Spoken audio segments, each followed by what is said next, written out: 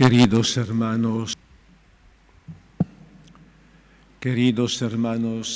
y hermanas, el Evangelio de hoy nos presenta a unos peregrinos griegos paganos, simpatizantes de la religión hebrea, que fueron a Jerusalén en ocasión de la fiesta de la Pascua judía.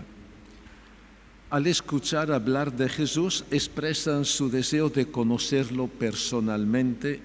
Por eso piden a Felipe, uno de los discípulos: queremos ver a Jesús.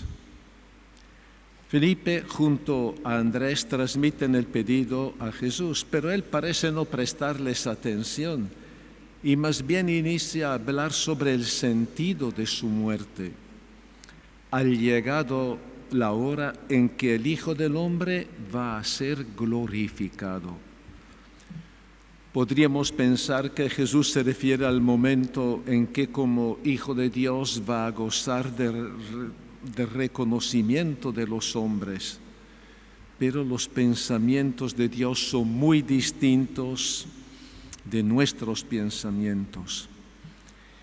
La hora de la gloria que Dios ha preparado para su Hijo es la hora de la pasión en el amor y de la derrota humana en la cruz, la hora clave de la historia en la que, gracias a la resurrección, la muerte se vuelve vida para todos.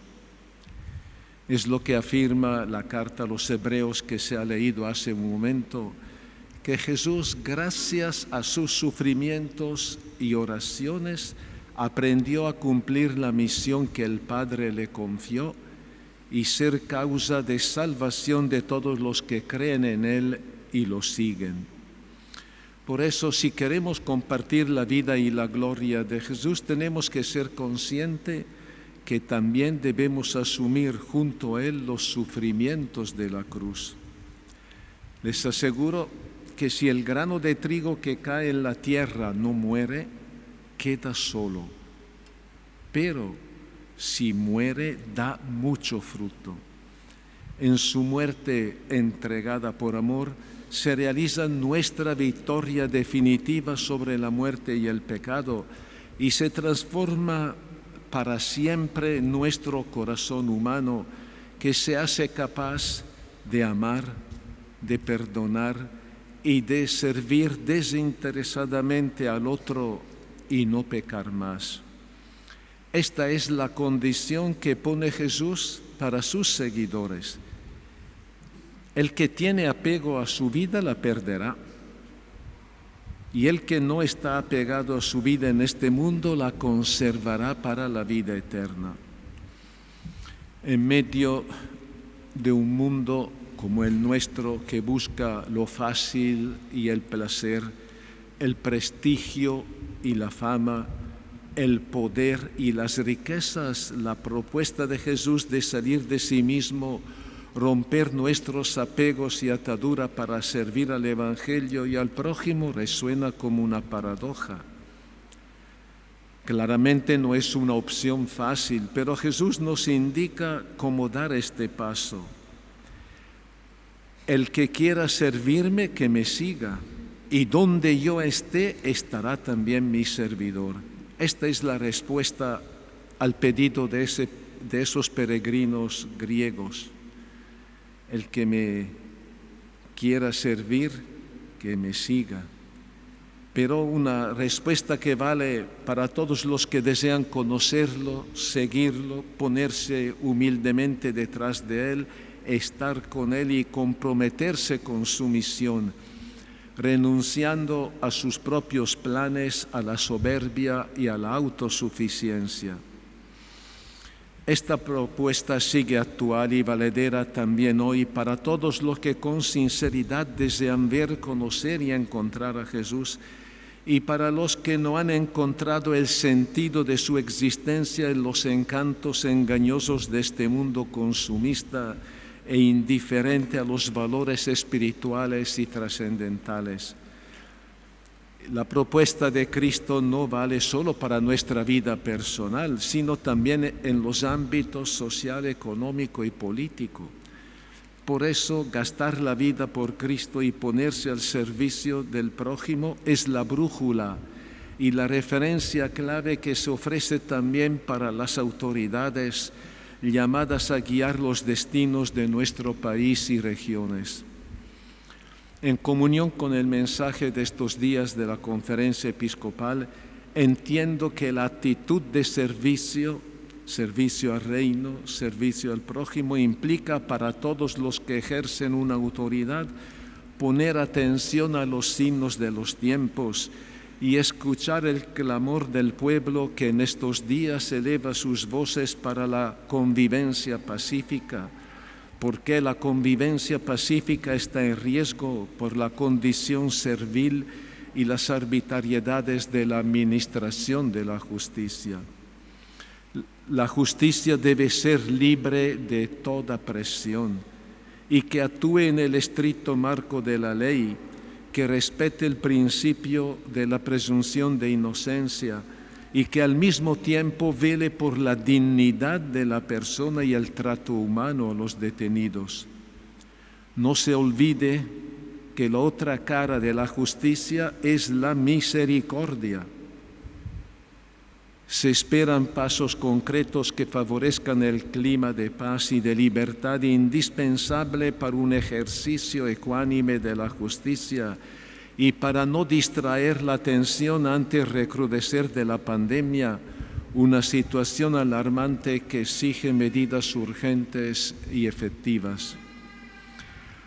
En este espíritu les recuerdo que, como ya es práctica en nuestra Iglesia, hoy, quinto domingo de Cuaresma, se celebra la Jornada de la Solidaridad, destinada este año a favor de nuestros hermanos inmigrantes y refugiados que llegan a nuestra ciudad y a nuestro país con tanta esperanza en busca de unos días mejores para ellos y para su familia. El lema escogido para esta jornada es una invitación. Nos dice acoger, proteger, promover e integrar. Promover e integrar a esos hermanos y hermanas que inician una nueva vida en nuestra tierra. Los problemas y sufrimientos que ellos tienen que enfrentar son varios y complejos. Los trámites para la permanencia muy burocráticos y caros, la falta de trabajo, de atención a la salud y de acceso a la educación de niños y jóvenes, la discriminación y los prejuicios, la separación familiar y de parte de algunos las dificultades del idioma y por tanto de la comunicación. Los cristianos no debemos olvidar que la historia del pueblo de Dios, la historia nuestra, por tanto, inició con un emigrante, el patriarca Abraham, que deja su tierra y sus bienes para cumplir el mandato de Dios, y que también sus descendientes a lo largo de la historia tuvieron que emigrar a Egipto y también sufrir el exilio de 50 años en Babilonia. Jesús mismo, todavía niño, fue emigrante cuando sus padres lo llevaron a Egipto huyendo del rey Herodes que buscaba su muerte.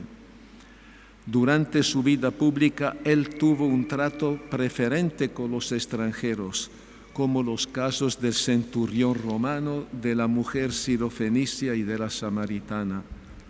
Es más, Jesús se reconoció migrante, fui forastero y me acogiste. Todo lo que hicieron con estos pequeños, lo hicieron conmigo. Y la Iglesia a lo largo de toda su historia ha seguido los pasos de Jesús, implementando la pastoral de los migrantes y también a través del tesón de tantos institutos religiosos al servicio de ellos. El Papa Francisco al respecto nos dice que el Señor, a través de los migrantes, nos llama a una conversión, a liberarnos de los exclusivismos, de la indiferencia y de la cultura del descarte. Indiferencia y descarte es la tentación de hacerse de la vista gorda ante tantos hermanos que están entre nosotros y que nos piden una mirada amiga, una palabra de aliento y una mano solidaria.